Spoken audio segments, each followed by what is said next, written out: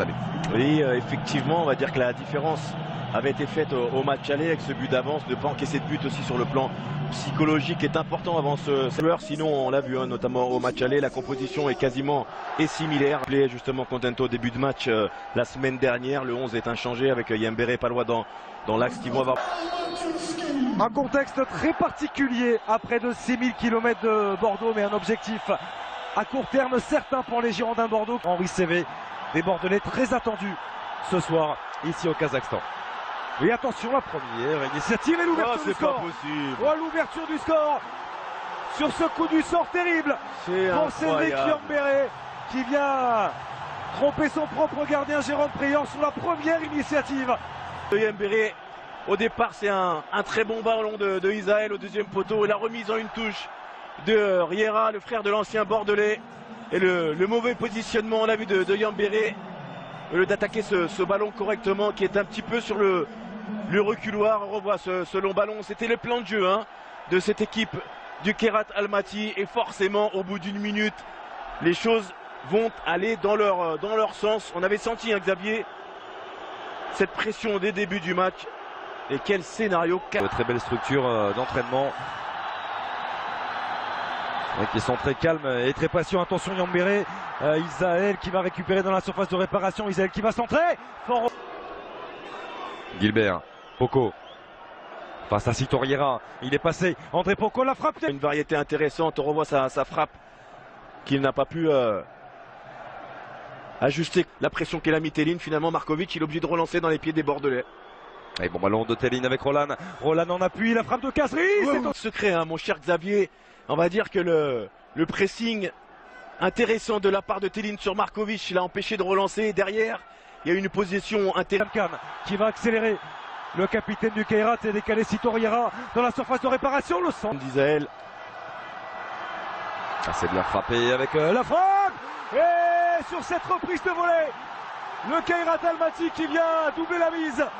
2-0 en faveur de la formation kazakh grâce à son latéral Kuat. Et on revoit ce très bon coup de pied arrêté et cet oubli de marquage avec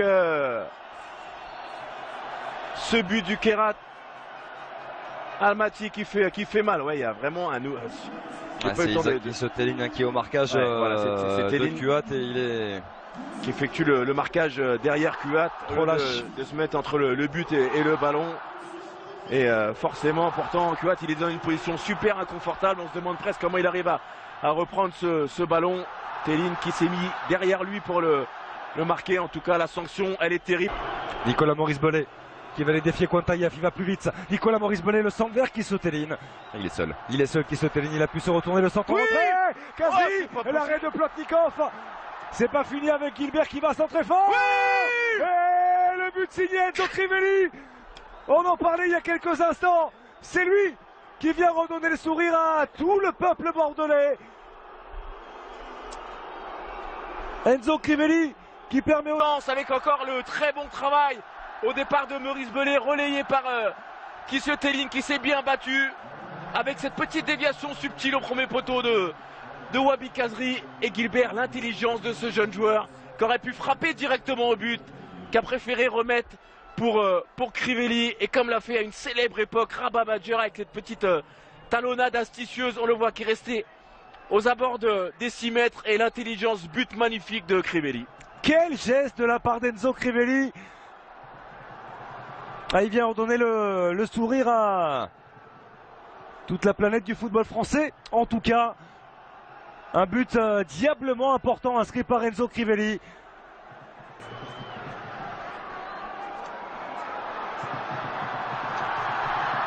Attention la déviation pour Isaël, il n'y a pas de hors-jeu. Le Brésilien,